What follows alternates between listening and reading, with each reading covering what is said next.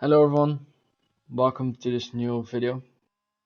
Today we're here for PSGL round 4 around Austria BCF2. We are on the intermediate at the moment. It's a short qualifying format, but it's a rain qualifying. On the left top as well, you can see that Thomas was on the full wet tires because at the start of this session it was actually full wet conditions. But the track is dried up, so we're now on the intermediate tires. On one of our runs that we're gonna look at now, going into turn 4, pretty normal braking point actually, 100 meters, getting a bit of a slide mid corner, but we do alright. Now into the middle sector, first of the two left-handers, we actually pick up a lot of understeer there, so that really wasn't ideal into the next left-hander, as it actually says we're purple in the middle sector. On this exit, not too bad, I'd say. Into the final two corners now, using fifth gear and just terrible late turn and a lot of understeer. But we do take the final corner quite nicely. So yeah, this is going to be 12-4, which at this moment in time was pretty terrible. As Leonard Kutzer goes into P1, I didn't quite see what his lap time was, but I was sure that I do know that it was quite far off the pace that I should be doing right now in the session. Now on the second lap, Ogiano has jumped us. We are almost 2 tenths up going into turn 4 again. We had that little slide on the last lap, but yeah, this just terrible line to be honest, and also another snap on the exit. So yeah, that didn't do us any favors. We do pick up a lot less understeer through this corner now though, so that's good. And now into the second left-hander, 6th gear, and we get a bit of a slide, and we lose all the time we gained. So yeah, not really ideal. So we're gonna box now, going into the pits. We're gonna put on a new set of intermediate tires. So we're checking the race director there. You can see Daniel is in P1, ahead of Jan, I think it was. So now you can see on the right top, there's only 20 seconds to go. And the track was drying up, so it's basically a one-shot qualifying. But now I, for some reason, really stupidly decided to let Legend go through here because I was scared I was gonna block him, and this will mean that I'm gonna miss the line by a couple of milliseconds. So we don't get our final run in, which means we are basically last. Yeah, B18, Cameron Dowds and Harlem Marcus behind us. Harlem, who didn't set his final lap either, I think. And Cameron, who had some struggles joining the session. So yeah, not an ideal qualifying session at all. For at the moment, Sergio Sabrina is on pole position. Daniel P2 is Daniel Kjeltzen actually goes into P3. I can't quite remember who was in pole position, but now we're heading into the race P20 because I've got a 5-place grid penalty by the game because my AL was blocking apparently. So it's actually a better position to start in. Start doesn't really matter, we're just gonna take it careful. So now we're gonna try and go for a bit of a switchback maneuver, but yeah, I'm not really close enough to go for that. But here you'll see that there's carnage here, like 5 cars get taken out. So we're up the inside of Harlem Marcus. I was hoping that I was ahead, so I could keep this position because the safety car comes out. But I wasn't ahead, so I have to give back the position. On to the end of the formation lap, or sorry, not formation lap, the safety car at the restart now. Harlem, cars are back, yeah, closing up to each other quite a bit. As I think the leader is gone here. We obviously want to be making up as many positions as possible as soon as possible, but it's very difficult to overtake in wet weather conditions. But it is going to dry up later in this race, so that's a good thing for us. Using our battery, it's not really any threat from behind. Also not really close enough to go for a move on Haarlem. There's some cars that try to go side by side, but they don't succeed. So behind us, some carnage going on as well. Now heading to the end of this lap, as people are actually going into the pit lane. I think Ogiano crossed the pit entry line there. But I think it's clear that it's way too wet for the slick tires yet. He's trying something. He's going for a risky strategy. But yeah, we are pretty sure that this won't work out. But we gain a position with it, so I'll take it. Now heading on to the end of lap 8, 3 laps later, so that's the first time people started thinking about slicks. So Ogiano clearly went way too early. Thomas Gals into the pits. We gain another position up into P11, so we're making some progress in this race. Obviously, the crash at the start helped us out a lot as well. But I think the pace was also pretty good, considering my pace in the quali wasn't that good. I, obviously, I didn't do my final run, so we didn't exactly know where the pace was at in the wet. But I don't think I would have been in the fight for pole, as Harlem now decides to go into pit lane.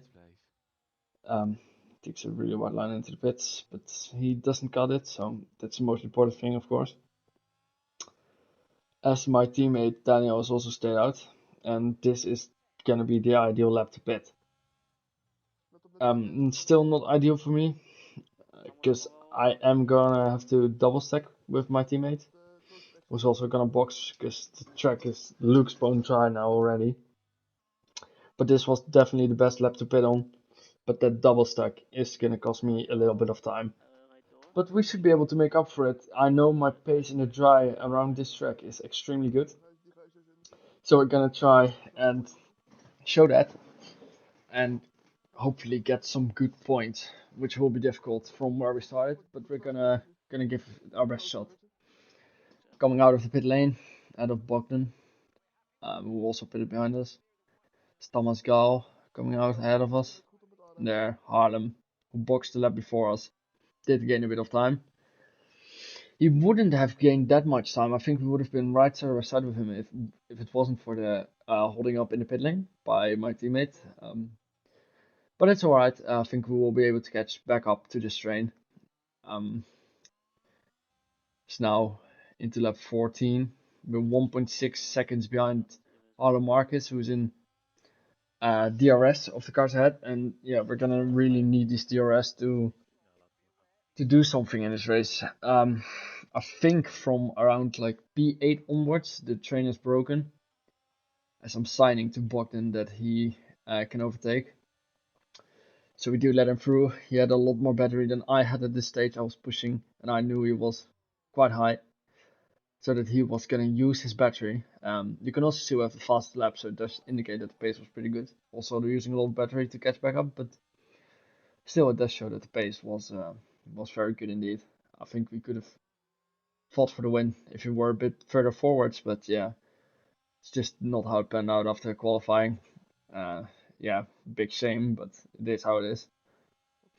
As Bogdan is 1.4 seconds behind the train, as Thomas has actually had a spin there. So now that means he had a collision. So Bogdan has gained a lot of time to Haarlem, and I think it's Daniel Kjeldsen. Is it? I can't quite see who it is, but it's the Mercedes ahead of him.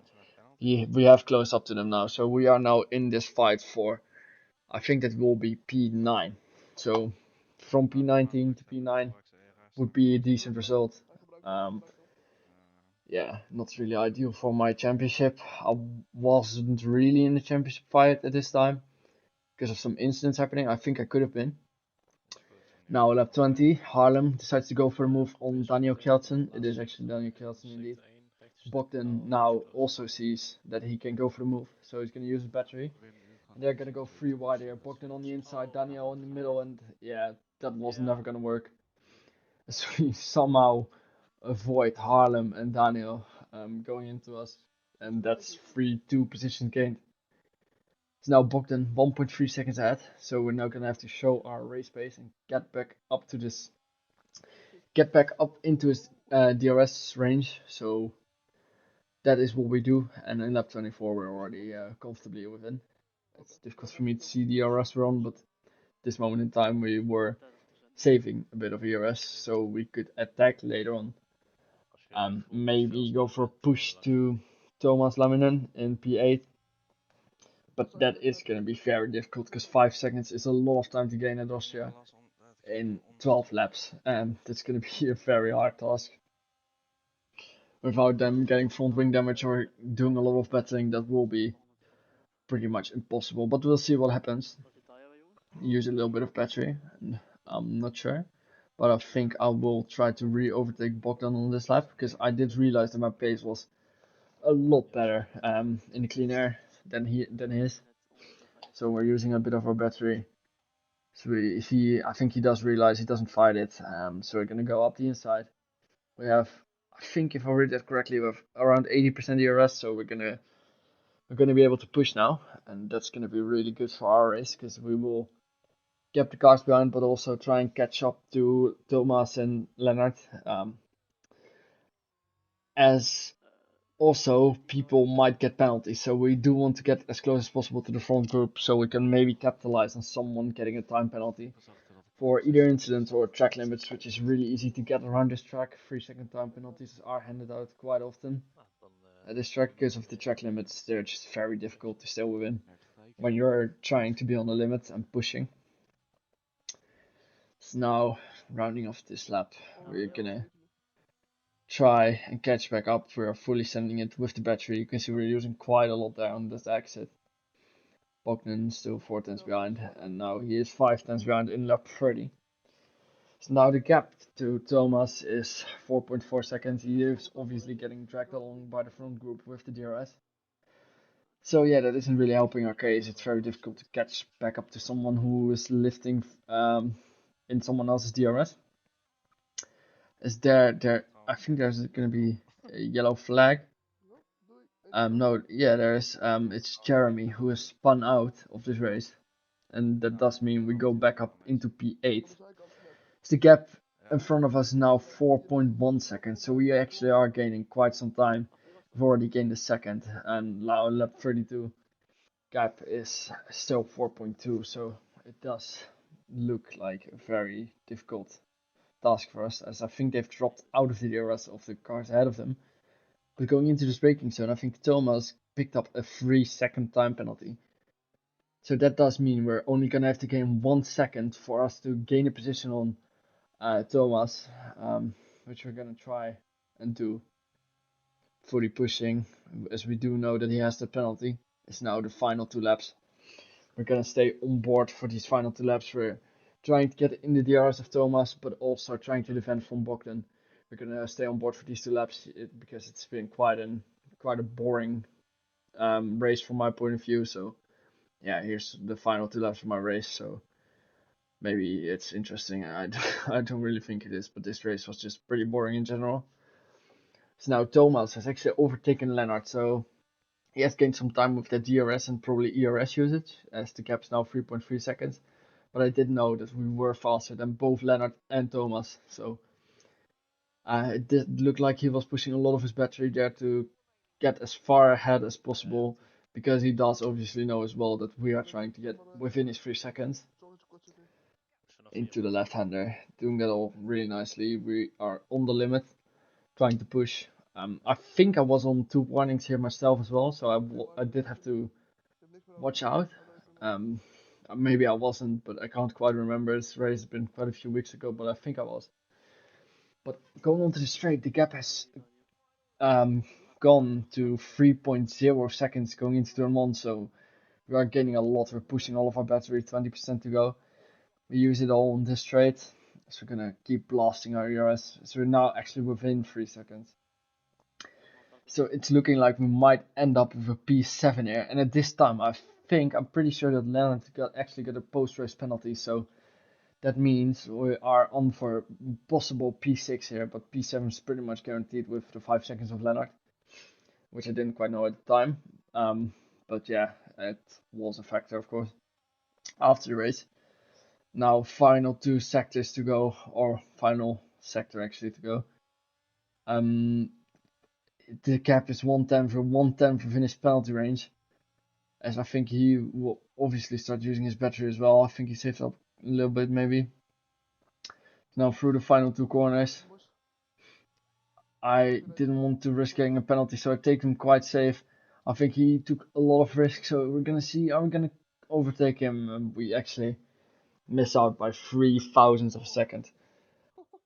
So yeah, that's very not unfortunate. It's just us not pushing hard enough through the final two corners because I thought I was pretty safe within the 3 seconds, but yeah, in the end we did miss out on a P6 because of Leonard's penalty, but yeah, it is what it is. We can't change anything about the result. Yeah, Thomas did a very good final sector, and I was just a bit too careful, so only myself to blame.